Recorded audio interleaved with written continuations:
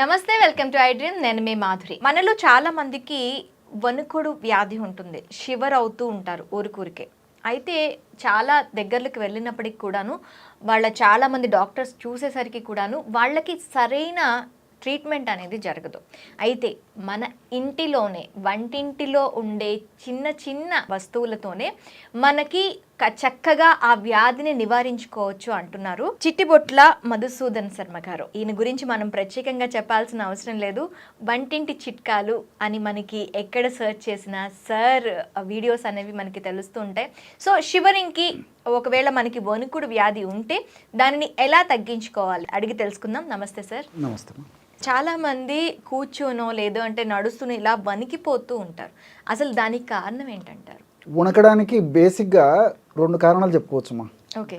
అంటే సరిగ్గా ఆహారం తీసుకోకపోయినా, సరిగ్గా రెస్ట్ లేకపోయినా, సరిగ్గా నిద్ర లేకపోయినా, ఏదైనా కొంచెం యాంగ్జైటీ ఉన్నా, ఇవన్నీ వెరీ వెరీ కామన్ ప్రాబ్లమ్స్. కొంచెం పోషకాహార లోపం వల్ల కానీ అవి కామన్ అమ్మా. అవి ఏదో కొద్దిగా ఉంటాయి, దానివల్ల మేజర్ ప్రాబ్లం అయితే ఉండదు. కానీ ఈ వణుకుడు రోగం అనేసరికి పార్కిన్సన్స్ వ్యాధి అని చెప్పేసి ఒక జబ్బు ఉందమ్మా. ఓకే. అంటే పార్కిన్సన్ అనేటువంటి ఒక ప్రఖ్యాత వైద్యుడు ఈ యొక్క వ్యాధిని ఫస్ట్ గుర్తించడం చేత ఆయన పేరు మీదనే ఈ యొక్క వ్యాధి స్థిరపడిపోయిందమ్మా. ఓకే. ఈ మధ్యకాలంలో ఈ పార్కిన్సన్స్ వ్యాధి విపరీతంగా వేల సంఖ్యలో, లక్షల సంఖ్యలో, కోట్ల సంఖ్యలో పెరిగిపోతుందమ్మా. ఓకే. ఇది కూడా పూర్వకాలం అయితే ఏదో 50 సంవత్సరాలు దాటినటువంటి వాళ్ళను వచ్చేటువంటి పరిస్థితి ఉంటే ఈ రోజుల్లో చిన్న వయసులోనే వచ్చేటువంటి పరిస్థితి ఏర్పడుతుంది. దీనికి సంబంధించి ఆయుర్వేద వైద్య విధానంలో వేలాది సంవత్సరాల క్రితమే మన మహర్షులు కంపవాతం అనేటువంటి పేరుతో ఆ యొక్క వ్యాధిని గురించి ప్రస్తావించి చక్కటి రెమెడీస్ కూడా తెలియజేయడం జరిగిందమ్మా. సంస్కృతంలో కంపం అంటే వణకడం, నథింగ్ బట్ షివరింగ్.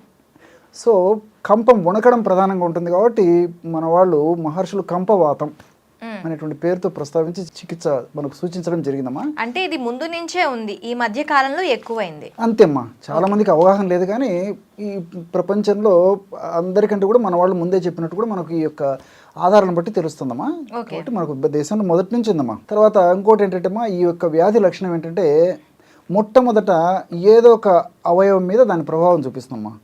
ఎడమ చెయ్యి కానీ, కుడి చెయ్యి కానీ, కుడికాలు కానీ, ఎడమకాలు కానీ, తల కానీ, ఏదో ఒకటి. సర్వసాధారణంగా 100% భాగాలు కూడా పేషెంట్స్లో ఫస్ట్ చేతికి మొదలవుతుందమ్మా.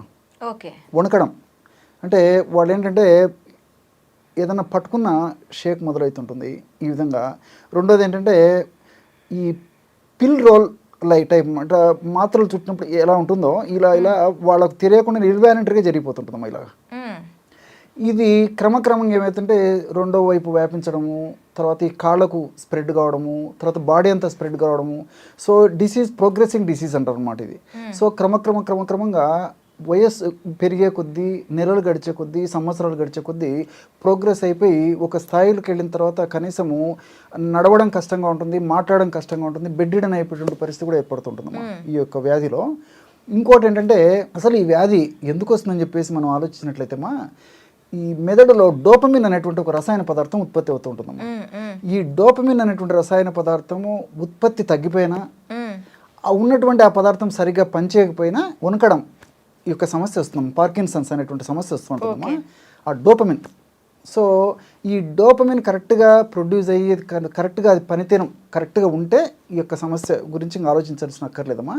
సో ఈ యొక్క డోపమిన్ సరిగ్గా పనిచేయకపోవడం వల్ల ఉన్నది కూడా ప్రొడ్యూస్ కాకపోవడం ఒకటి, సరిగ్గా పనిచేయకపోవడం ఒకటి, ఈ రెండింటి వల్ల జనరల్ ఈ వణకడం అనేది వస్తూ ఉంటుందమ్మా.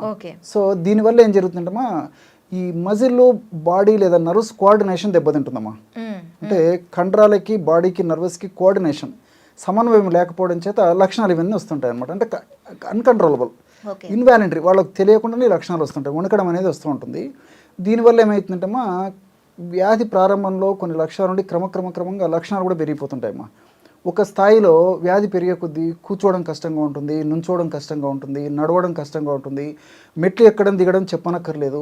తర్వాత రెండోది అంటే కూర్చున్న వాళ్ళు లేవాలంటే ఇబ్బంది పడుతుంటారు, లేచినటువంటి వాళ్ళు వెంటనే నడవాలంటే ఇబ్బంది పడుతుంటారు, స్టెప్స్ వేయాలంటే ఇబ్బంది పడుతుంటారు.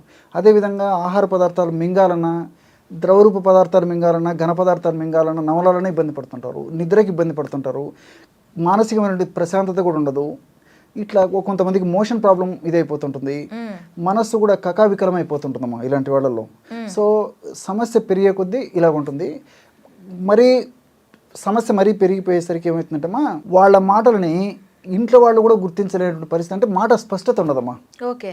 కొత్తలో కొంత స్థాయి వరకు అయితే వాళ్ళు మాట్లాడేది ఇంట్లో వాళ్ళని గ్రహించగలిగినటువంటి పరిస్థితి ఉంటుంది. కానీ ఒక స్థాయికి జబ్బు పెరిగిపోయిన తర్వాత ఇంట్లో వాళ్ళు కూడా ఆ మాటలను రిసీవ్ చేసుకొని వాళ్ళకు సంబంధించినటువంటి సమాధానం చెప్పలేనటువంటి పరిస్థితి ఉంటుందమ్మా. ఏది ఏమైనప్పటికీ గత 50-60 సంవత్సరాలతో పోల్చుకుంటే ఈ రోజుకి ఆధునిక వైద్య విధానంలో అంటే ఇంగ్లీష్ మెడిసిన్స్లో చాలా మార్పులు రావడం చేత కొంత వైద్యం కూడా జరుగుతుందమ్మా.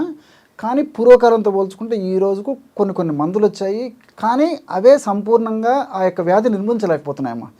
సో వాటి వల్ల ఉన్నటువంటి పరిస్థితి ఏంటంటేమా, ఆ మందులు వాడుకోవడం వల్ల కొత్తలో కొంచెం రిజల్ట్ బాగుంటుంది, తర్వాత కొన్నాళ్ళకి ఆ వ్యాధి ప్రోగ్రెస్ అని చెప్పాను కదమ్మా, పెరిగే కొద్ది ఏంటంటే సేమ్ డోస్లో మందు పనిచేయదు, మళ్ళీ డోస్ ని పెంచుకుంటూ పోవాల్సి ఉంటుంది. మనకి జనరల్ మెడిసిన్ తీసుకుంటే పెంచుకుంటూ పోవాల్సి వస్తుంది. రెండోది ఏంటంటే దానివల్ల సైడ్ ఎఫెక్ట్స్ మొదలవుతాయి. ఓకే. ఆ సైడ్ ఎఫెక్ట్స్ భరించలేక ఇబ్బంది పడుతుంటారు.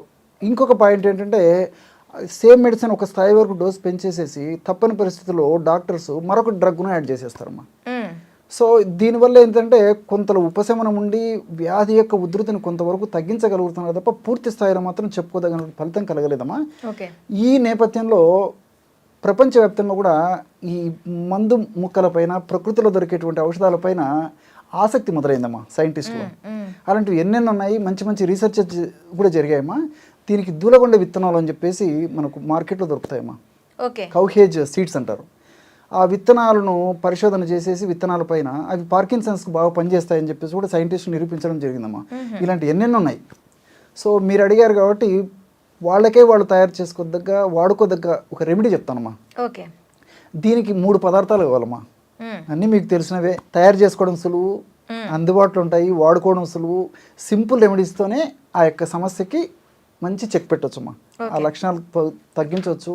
తర్వాత ఇంగ్లీష్ మందుల యొక్క సైడ్ ఎఫెక్ట్స్ని తగ్గించవచ్చు. ఇంగ్లీష్ మందులకు కొత్త మందులు యాడ్ చేయాల్సినటువంటి అవసరం రాదు. రెండోది ఏమంటే క్వాలిటీ ఆఫ్ లైఫ్ని పెంచుకోవచ్చమ్మా.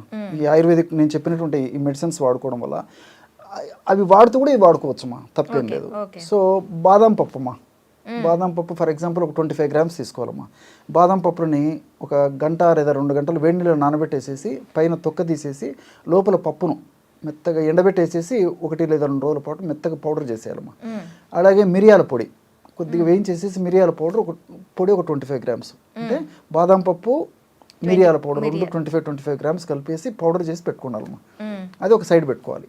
రెండవది మనకి మార్కెట్లో సరస్వతి ఆకు చూర్ణం అని చెప్పేసి దొరుకుతుందమ్మా, మీరు వినే ఉంటారు అది. సో సరస్వతి ఆకు చూర్ణం మంచిది తెచ్చుకొని, స్టాండర్డ్ కంపెనీ వాళ్ళది. ఆ సరస్వతి ఆకు చూర్ణము మార్నింగ్ 2.5 గ్రామ్స్, నైట్ 2.5 గ్రామ్స్, ఆహారానికి ఒక అరగంట ముందు. సో షుగర్ ఇలాంటివి లేకపోతే ఈ సరస్వతి ఆకు చూర్ణంలో తేనె వేసుకోవచ్చమ్మా. షుగర్ ఉంటే మిల్క్ జస్ట్ అందులో పంచదార ఇలాంటివి కాకుండా బెల్లం ఇలాంటివి జస్ట్ మిల్క్లో కలుపుకొని తీసుకోవచ్చు, లేదా వాటర్లో కలుపుకొని తీసుకోవచ్చు. ఈ 2.5 గ్రామ్స్ అంటే 1/2 టీ స్పూన్ పౌడర్ అమ్మా. ఇందులో నేను చెప్పాను కదమ్మా, ఈ బాదం పప్పు పొడి, తర్వాత ఈ మిరియాల పొడి, అది జస్ట్ ఒక 1 గ్రామ్ వరకు కలిపేసేయాలమ్మా. 1 గ్రామ్ కంటే తక్కువైనా పర్లేదు. 500 మిల్లీగ్రామ్స్ నుంచి 1 గ్రామ్ అంటే ఆల్మోస్ట్ 3-4 పించేస్తామా. కలిపేసి తేనె తీసుకోవాలమ్మా. ఈ విధంగా తీసుకోవడం వల్ల బ్రహ్మాండమైన రిజల్ట్స్ వస్తుందమ్మా. దానివల్ల క్వాలిటీ ఆఫ్ లైఫ్ పెరుగుతుంది. నేను ఇంతకుముందు చెప్పినట్లు అన్ని మల్టిపుల్ దీనివల్ల బెనిఫిట్స్ ఉంటాయి, కానీ ఎలాంటి సైడ్ ఎఫెక్ట్స్ ఉండవమ్మా. సో కామన్ ప్రాబ్లం కాబట్టి అందరికి దొరికేటువంటి ఇలాంటి ఔషధాలు వాడుకోవడం వల్ల అద్భుతమైన రిజల్ట్స్ వస్తాయమ్మా. Okay, thank you sir, thank you very much.